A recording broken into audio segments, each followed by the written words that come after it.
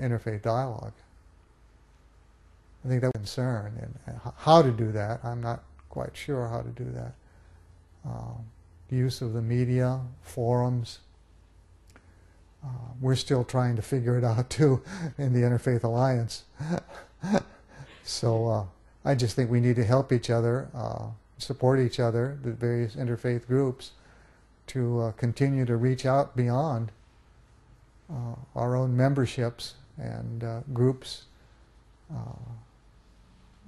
with which we're affiliated. Help each other to continue to get the message out. And the Interfaith Alliance, as you know, is fully in support of interfaith dialogue and what you're doing. I think it's just wonderful. And again, in the current situation, do you think the Western world know enough about the Prophet of Islam? You know, what he has done?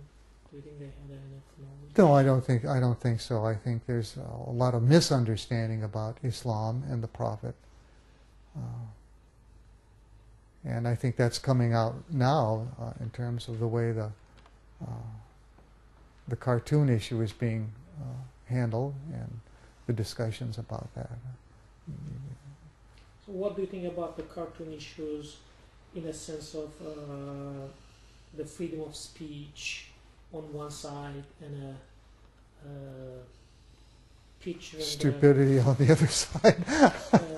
I mean, the prophet of the 1.5 billion peoples will believe, and according to their faith, it's not. Yeah, it's just hard to imagine somebody making fun of someone else's religion or prophetic figure or religious founder. It's just hard to believe, you know. A former justice of the U.S. Supreme Court in handling a free speech case one time said, Oliver Wendell Holmes said that you don't have a right to shout fire in a crowded theater.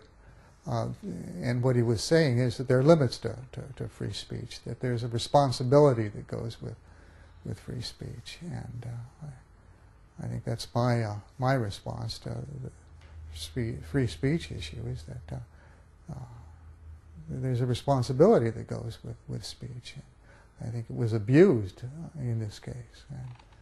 And I think the other part of that is that various Muslim organizations, including the American Council on Islamic Relations, has condemned the violence. But I haven't seen that picked up by mainstream American media.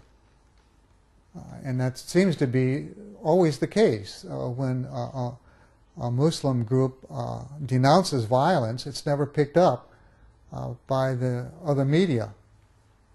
And so the question is always asked, why don't Muslims condemn the violence? Well, they do all the time, but it's never picked up by the other media. And I think this is a failure on the part of American media, which simply contributes to the lack of information and the ignorance. What is going to be your suggestion in this case, how the people needs to handle this situation? Like, I watched last night at the news, like the CNN got one guy from the Islamic organization asking the question, so he answered, as you said, you know, they condemned the violence done by the Muslims, and it happened only a couple thousand people. There's 1.5 billion Muslims in the world, and not all of them doing the same things. Couple thousand doing. Right.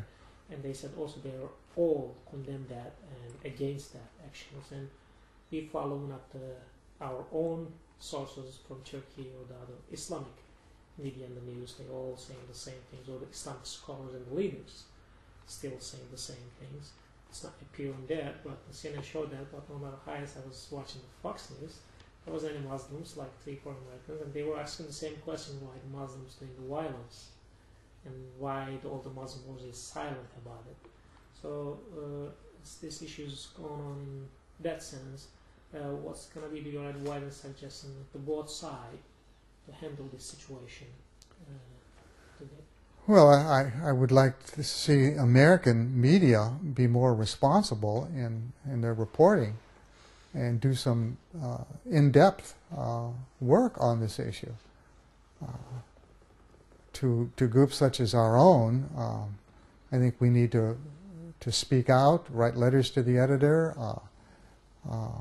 meet with the media if at all possible, to present the other side, present a more accurate picture of what is really the relationship of Islam to violence. So I think to speaking to us, we can do things like that.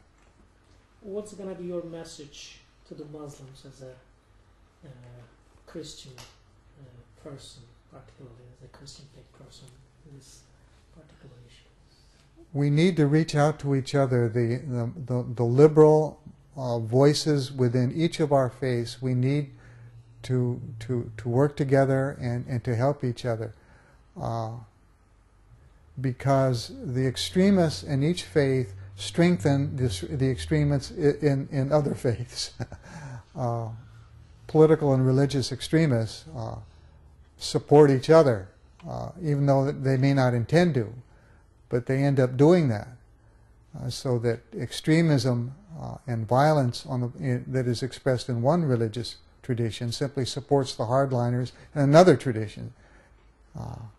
So we who see peace and nonviolence and justice as the values of our faith traditions need to help each other and to reach out to each other and to support each other. Because fundamentalism and extremism exist in every religion. It's not a Muslim problem. I think that is a major message. It is not a Muslim problem. It's a problem for all of us living in this world in this time. It exists in every religion. Also want to tell the Muslim people who feel offended by these cartoons showing their Holy Prophet in that sense. I'd like to say that while it is difficult, try and realize that the people who do that kind of thing, those cartoons, are a minority. They do not represent the best, or I think even most thinking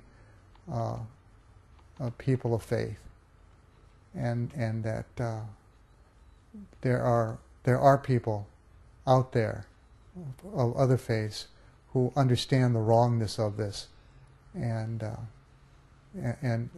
are deeply shameful about it.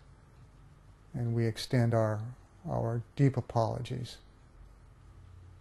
to Muslims for this kind of thing. And the last question, is there anything that you want to share with us beyond these questions? I've enjoyed the conversation, and I hope that it's just part of many good conversations that we can all have with each other as we get to know each other. You can't really love somebody without knowing him or her. And Christian faith, Prophet Jesus told us that we are to love one another as we love God, and that those are related. As we love God, we love one another. But we can't really love unless we understand and know and meet and are with each other. So that I hope that this is a part of many conversations as we reach across the divides of this world and work together to make a better world. A world truly that the prophet spoke of and preached and taught us. Thank you.